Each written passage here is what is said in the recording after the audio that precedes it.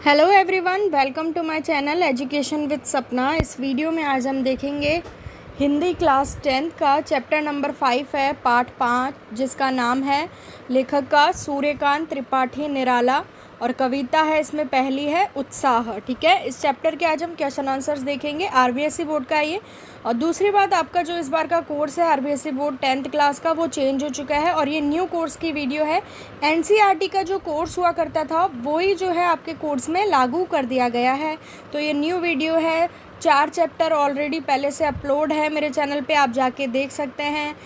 कोई भी प्रॉब्लम हो आपको किसी भी विषय से संबंधित या कोई भी क्वेश्चन पूछना हो तो आप कमेंट सेक्शन में कमेंट करके मुझसे पूछ सकते हैं, आपको रिप्लाई मिल जाएगा। तो चलिए शुरू करते हैं वीडियो को लाइक और चैनल को सब्सक्राइब जरूर कीजिएगा ताकि आगे भी आपको ऐसी वीडियोस देखने को मिलती रहें। सबसे पहला प्रश्न है, कवि बादल से फुहार रिमझिम या बरसने के स्थान पर गरजने के लिए कहता है क्यों?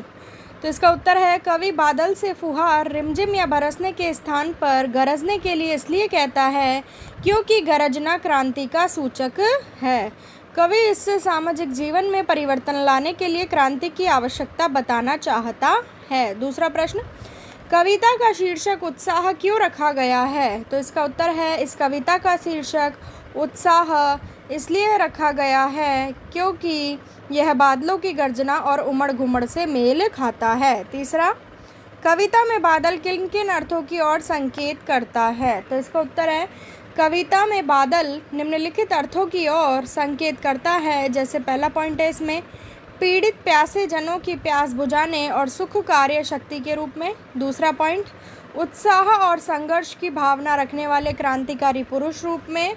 तीसरा, जल बरसाने वाली शक्ति के रूप में। और चौथा है, समाज को नवजीवन की प्रेरणा देने वाले कवि के रूप में।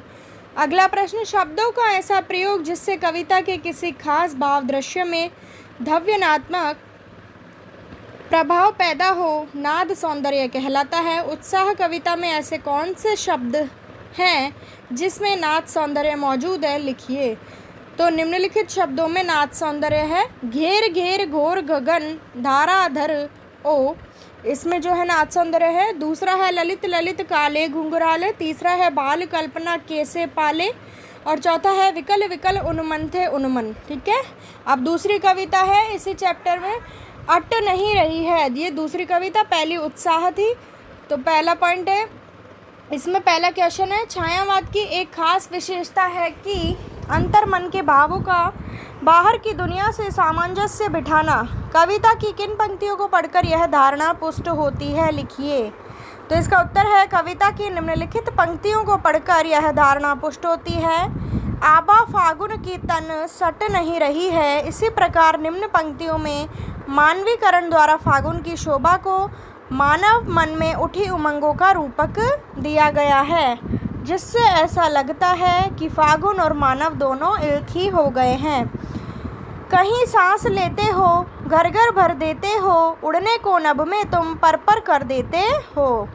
दूसरा प्रश्न, कवि की आंख फागुन की सुंदरता से क्यों नहीं हट रही है?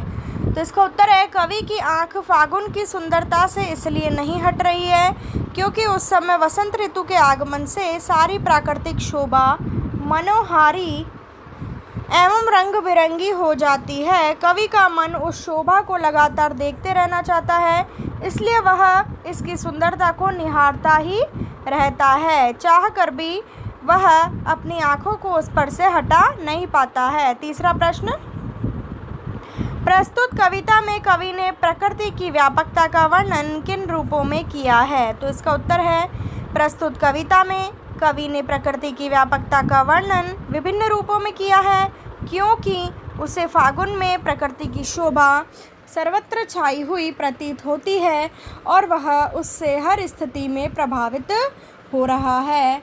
आगे है, उसे प्रकृति की व्यापकता और सौंदर्य के दर्शन पेड़ पौधों में आए नव किसलियों, खिले हुए फूलों आदि सभी में दिखाई दे रही हैं। कवि इसके सौंदर्य से अपनी आंखें हटा नहीं पा रहा है, वह इसकी व्यापकता को ही केवल देखता रहता है। अगला चौथा प्रश्न, फागुन में ऐसा क्या होता है जो बाकी ऋतुओं से भिन्न होता है? तो इसका उत्तर है फागुन में बसंत ऋतु का प्रसार होने से सारा वातावरण मादकता से पूरित होता है। उसकी यह मादकता और सुहावनापन उसे अन्य ऋतुओं से भिन्न कर देता है। फागुन में रंग बिरंगी प्राकृतिक शोभा से मादकता छा जाती है। पेड़ पौधों की डालें नवीन पत्तों से जहाँ सुशोभित हो जाती है, वहीं वे मनोहारी फूलों से सुसज्जित होकर चारों ओर पवन के झोंकों के साथ अपनी सुगंध बिखेरने लगती हैं। पक्षियों का ही क्या, मानव मन भी उमंगित होकर चहकने लगता है। अगला 5वां प्रश्न, इन कविताओं के आधार पर निराला के काव्य शिल्प की विशेषताएं लिखिए। तो इसका उत्तर है निराला के काव्य शिल्प की पहली प्रमुख विशेषता है प्रकृति चित्रण के माध्यम से मन के भावों को अभिव्यक्ति देना। इन कविताओं में भी फागुन के सुहावने और मादक वातावरण के द्वारा मन की मौज और उमंग का चित्रण सरसता के साथ किया गया है। निराला के काव्य शिल्प की दूसरी विशेषता है प्रकृति के क्रिया व्यापार में मानव के क्रिया व्यापार को देखना अर्थात मानवीकरण। निराला के काव्य की तीसरी विशेषता है गीति शैली। इन कविताओं में गीति शैली के गुण दिखाई पड़ते हैं जैसे संक्षिप्तता, अनुभूति, प्रवाहमयता, गेयता आदि। अगला 6वां प्रश्न, होली के आसपास प्रकृति में जो परिवर्तन दिखाई देते हैं उन्हें लिखिए। तो इसका उत्तर है होली के आसपास प्रकृति में अनेक परिवर्तन दिखाई देते हैं, जैसे इस काल में वातावरण सुहावना हो जाता है, सर्दी का प्रभाव समाप्त सा हो जाता है, खेतों में खड़ी फसल पकने लगती है, पेड़ पौधे नई कोपलों एवं कलियों से लद जाते हैं, मंद सुगंध हवा बहती है, सारा वातावरण मादकता से पूरित हो जाता है, मन में उमंग और उत्साह भर उठता है।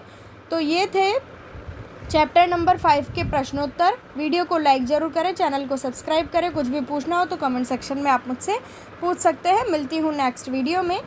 Thank you for watching my video.